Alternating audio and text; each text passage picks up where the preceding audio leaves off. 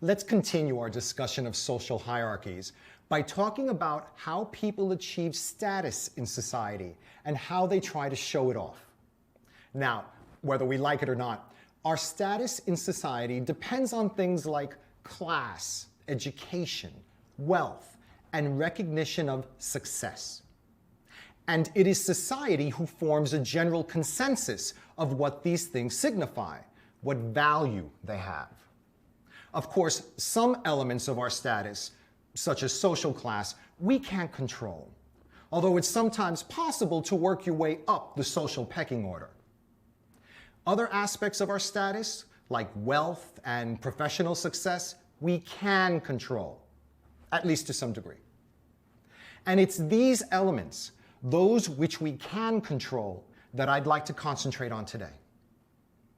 Let's look first at the concept of success as it relates to establishing our social status. In most societies, the bottom line is that people generally want to be associated with success. Why? Because it makes them valued in society, and it gives them power, influence, and prestige. So what's the quickest way to get this power, do you think?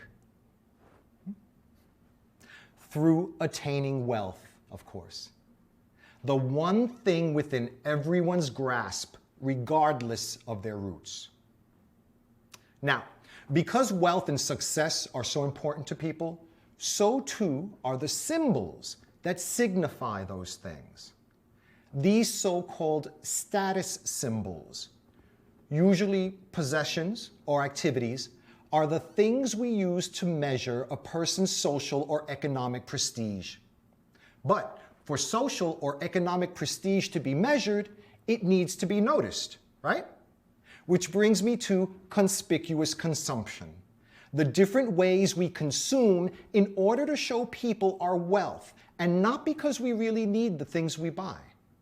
You see, we don't just want to be affluent and successful.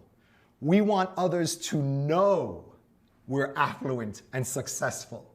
And status symbols allow us to advertise our success. We're all familiar with the big house in the exclusive residential district with the expensive BMW parked in the driveway, right?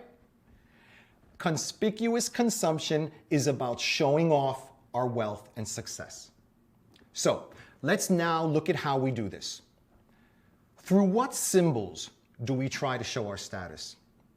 Well, there's fashion, for a start. The idea of using clothes to signal social status has a long history.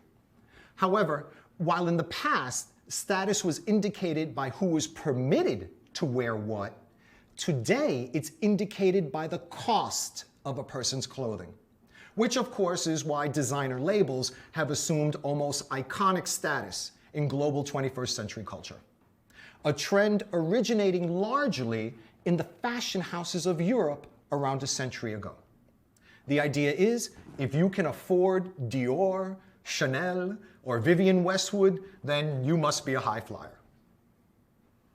Okay, how many of you have heard of trophy wives or trophy husbands? Anyone? How we sort of acquire husbands or wives like we acquire trophies, to act as symbols of status. Well, it seems that trophy kids are the new indicators of social status, offspring who say something about their parents. Let's have a look at this idea now.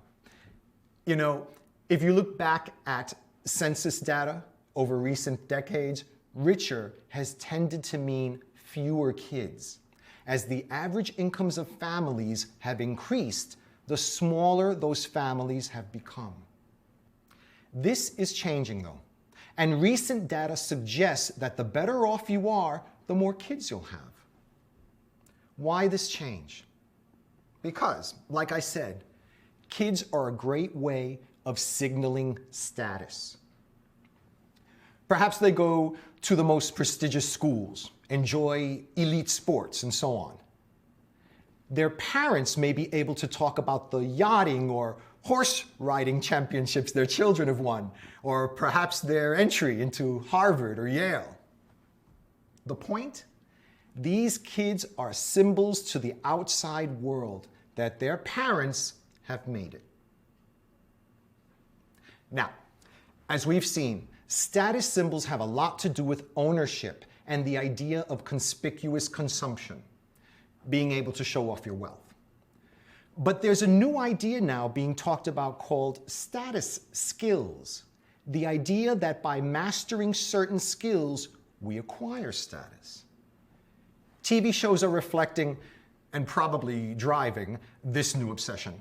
And more organizations are jumping on the bandwagon here. They're trying to meet demand by offering professionally run courses in areas such as cooking, dancing, gardening, winemaking, scuba diving.